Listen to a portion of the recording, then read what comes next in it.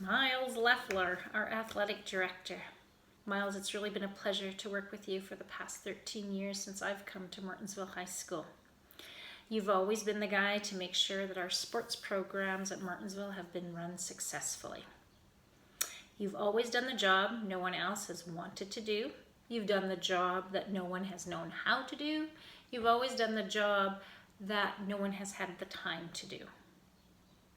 No better example of that than our football program. There would not be a football program at our school if it hadn't been for your help. You have been there right from the beginning. You were involved in all the logistics that it took to get a new team going. You were there for every home game. You were there with your checklists and your diagrams. Dressing rooms were organized, pylons were set out, tables, chairs, garbage cans were always in just the right spot. Sponsor signs were erected with sandbags to hold them in their place. The generators were filled with gas, the sound system set out and tested. The Canadian flag was always close at hand. The barbecue tank had been filled, electrical cords strung, goalpost pads and field markers were in place. The officials, I don't know how you did it.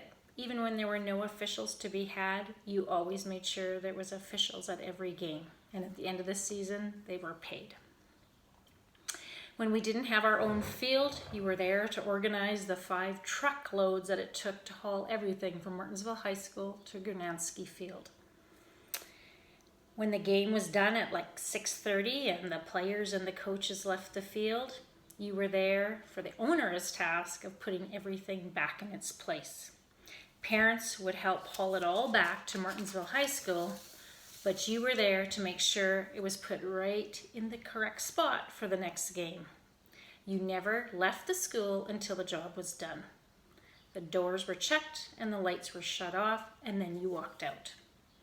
You always made sure the field was painted. How many times did you paint the field? You painted the field in gale-forced winds, in scorching heat, in snow and rain.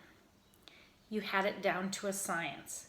With your carefully measured pins, your buckets of water, your roll of string, and your little boards on wheels, you could do that job so efficiently and quickly. When there was a couple feet of snow on the field and we couldn't see the lines, you sprang into action again. You organized snow shovels and an army of kids until the lines were visible again.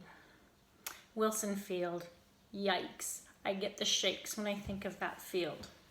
I really don't think anyone knows, including myself, how much time and effort you put into that field. Again, you were there right from the very beginning, and it wasn't just to share your expertise. You were there with work gloves on, picking rocks, filling holes and low spots. Do you remember riding around on my friend's quad, and we talked about the work ethic of a farm girl and a farm boy? I'm not sure where you got your work ethic from, but I do know you have one. Who can forget the 8 semi-loads of turf that arrived at the end of June, just after we had spent months of moving into our new school? All the work you've done has been done with a smile on your face and no complaining. If you taught me one thing, Miles Loeffler, it was that when things did not go so well, it was best just to sit on it for a couple of days before reacting. You taught me, don't react in the moment, don't react that evening, wait for some perspective, then write the email or have the parent meeting. Miles Loeffler, you have been around when there was work to be done, but it never seemed you had time to show up when we wanted to acknowledge you for your contributions. Miles Loeffler, thank you, thank you, thank you. Thank you for your hard work and dedication to our school and to the sports programs that we have offered. I'm not sure what we're going to do without you, but it is reassuring to know that you're close by. I wish you the best of luck in your new position.